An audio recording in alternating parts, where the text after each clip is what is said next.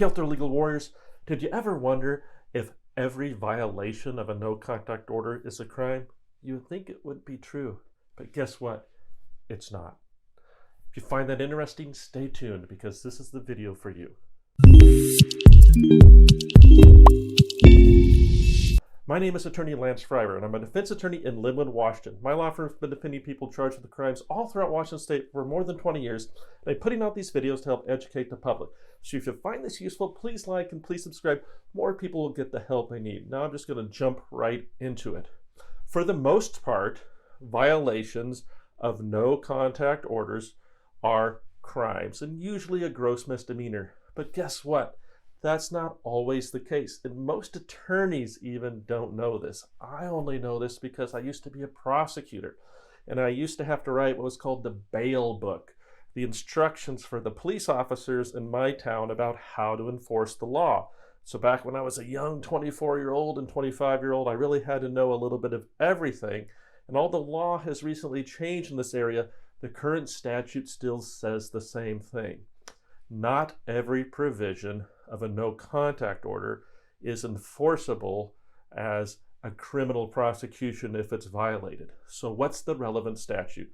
The relevant statute is RCW 7.105.450. We'll link to it in the comments.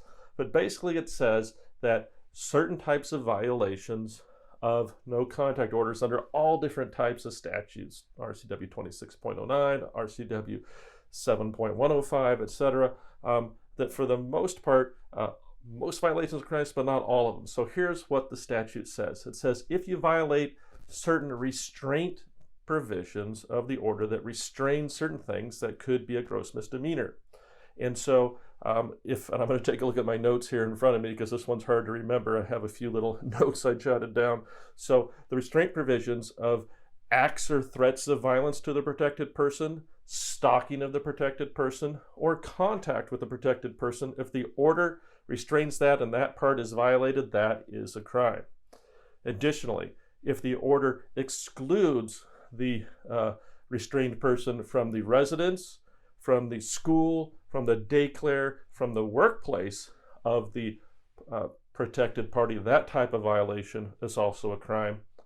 And if the part that's violated is a restraint of a distance from the person of the protected party, or the vehicle of the protected party, or a certain location, restrained from a distance from a location, that's a crime. And finally, interfering with getting a pet that was ordered to be turned over to the protected party, those violations are also a crime.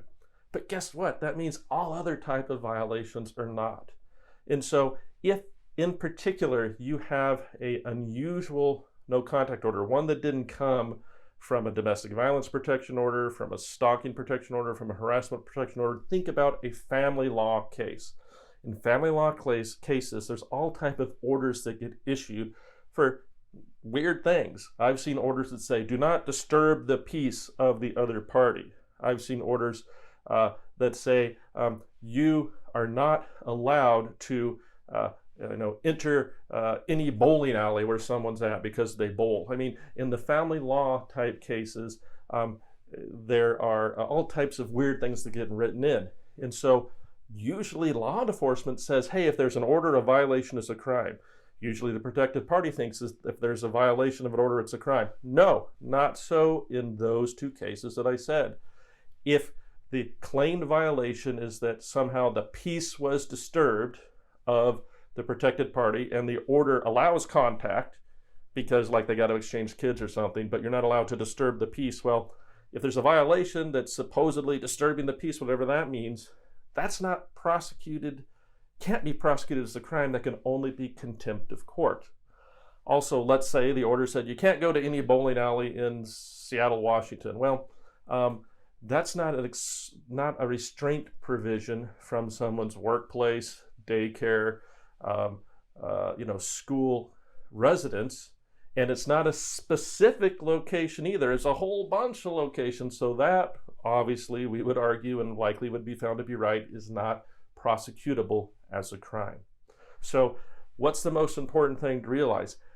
We want to follow no contact orders, but if it's a strange no contact order where it's not those type of restraint provisions listed in RCW 7.105.450, then potentially it may not be a crime. And we get a few of these cases a year, and in my opinion, it is not well known by law enforcement, and it's not well known by prosecutors. We're all very busy. We just think any violation's a crime.